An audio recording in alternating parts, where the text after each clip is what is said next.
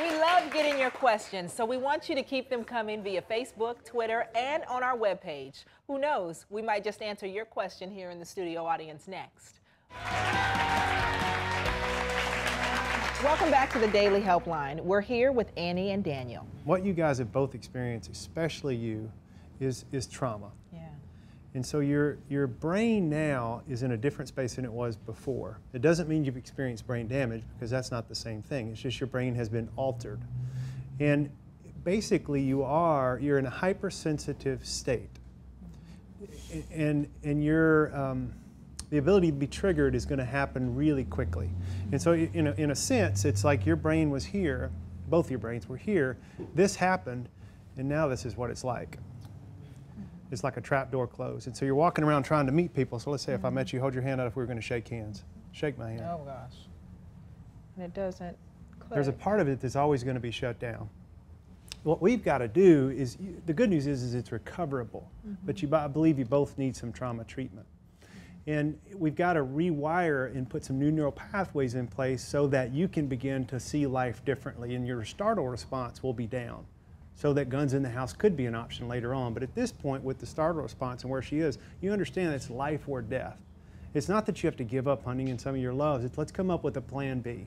Do you have a friend or a family member where these could be, where you could keep them somewhere else? Or there's public storage places where you could keep them somewhere else. While you guys are in the recovery process, I think it's almost a must. It's important.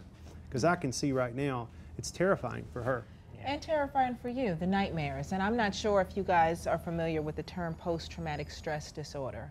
But I think it's something that you all both may be dealing with, and that's what it is that Miles is describing. Well, and you know, how do you know if you have PTSD? You know, suffering from bad dreams, feeling like the scary event is happening again, flashbacks, experiencing scary thoughts you can't control, staying away from places and things that remind you of what happened, feeling worried, guilty, or sad, sleeping too little or too much, feeling on edge, fighting with loved ones or frequent angry outbursts, thoughts of hurting yourself or others, and feeling alone. We're not here to diagnose you today. I do know that you've experienced trauma, and trauma has a scale. You know, you might be post-traumatic stress disorder, you might be just traumatic stress. You can't ignore it, you have to address it, you have to address it together. About the weapons, I think it is something that, you know, her life has been changed, both of your lives have been changed. She's dealing with something, and it's hard for her to essentially kind of lose this aspect of her life and the things she's been able to do. And it's going to be difficult for you to lose that aspect of her life, something you've known your whole life, no different than a part of her body. But as she's had to adapt, and she is adapting, you know, I think it's good for you to make that adjustment as well, because what's more important is for you guys to heal together or to have the weapons. But it's not saying, hey, you're giving them up and you're never going to have them again. As he said, the alternative, friends, family, storage, have them somewhere else just while you guys are getting to that place. And I think that, you know, it's easy, you know, as I was sharing with her before you came on, when this happened to me and a lot of my friends, you know, a lot of my friends who served in the military, you know, you have the survivor's guilt. You have the guilt of, you know, this happened to, you know, someone else. Why didn't it happen to me? Why am I okay? You know, and you live with that, and that's kind of what you're going through right now. And then you, being the victim of this, you know, you're unlike me, for example, you know, I'm not able to point out one individual that did this to me. You know, I can't say that, because we all go naturally to a place that we want to blame somebody when something happens to us. Whether it's our coffee isn't cold enough or our coffee's too hot, we blame somebody. You always blame somebody. If you can say, this person did this or that did this to me, you're going to stick to that, and that's the early stages of it. You, unfortunately, you can, and it happens to be your husband. But I think that both of you kind of got to understand, like, listen, you're going through your own, you're going through your own. It's different.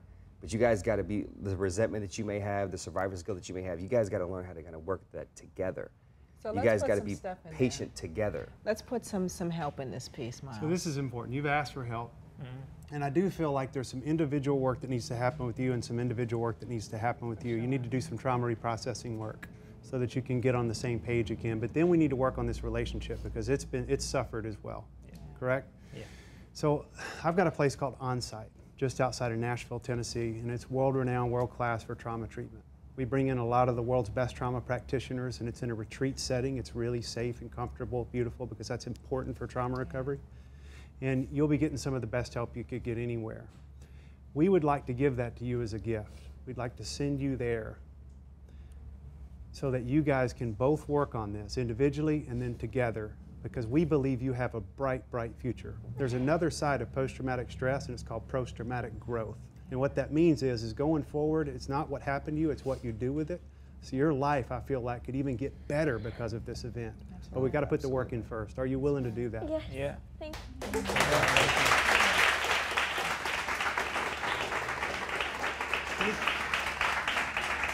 Thank you guys so much. Stick around, we've got a lot more coming up. Coming up. And no problem giving me the massages, because that's when you know you got a good girl, is when she's willing to say, I'm telling you, because as a burn survivor, you need massages. We love getting your questions, so we want you to keep them coming via Facebook, Twitter, and on our webpage. Who knows, we might just answer your question here in the studio audience next.